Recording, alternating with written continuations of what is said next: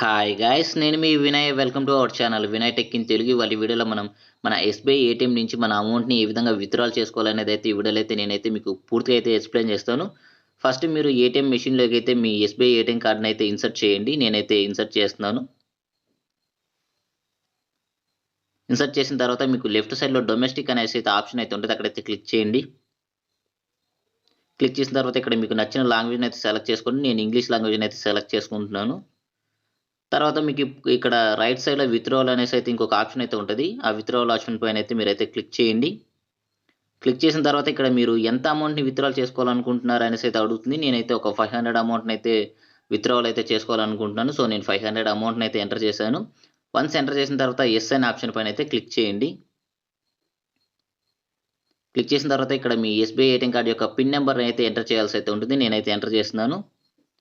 ఇంకా అంతే. మనం ఆ విధంగా మన పిన్ నెంబర్‌ని ఎంటర్ చేసిన తర్వాత మన ట్రాన్సాక్షన్ అనేది అయితే ప్రాసెసింగ్‌లో అయితే ఉంటది. ఇంకా మనకు మనీ అనేది అయితే రావడం అయితే ఆలస్యం. మనం తీసేసుకోవచ్చు. సో ఇక్కడ చూసినట్లయితే మనకు మనీ అనేది అయితే వచ్చేసింది 500 అయితే. నేను దాన్ని స్ట్రెయిట్‌గా తీసుకొని లేసి నా పాకెట్‌లో అయితే పెట్టేసుకున్నానన్నమాట.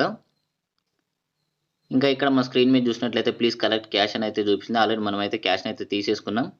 బ్యాలెన్స్ అనేది అయితే డిస్‌ప్లే చేయాలని అయితే అడుగుతుంది. నేను నో అయితే క్లిక్ చేస్తున్నాను. సో మన ట్రాన్సాక్షన్ అనేది అయితే కంప్లీట్ అయితే అయిపోయింది. సో ఇది గైస్ ఓవరాల్‌గా అయితే ఈ వీడియోలో. మరి ఈ వీడియో మీకు ఉపయోగపడితే వీడియోని అయితే లైక్ చేయండి.